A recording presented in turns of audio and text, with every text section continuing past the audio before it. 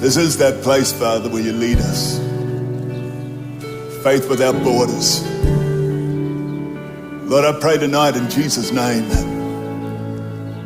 as we step out and into all that you have for us, as we have the courage sometimes to step into the great unknown, that there we meet Jesus, and we meet the will of God, and we meet the purpose of God, and we meet the promise of God, and we meet the goodness of God.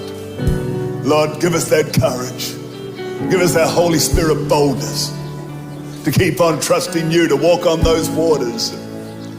Lord, to go into that great unknown at times, but knowing that the God of all knowledge, omnipresent, omniscient, omnipotent God, that you lead us, you take us.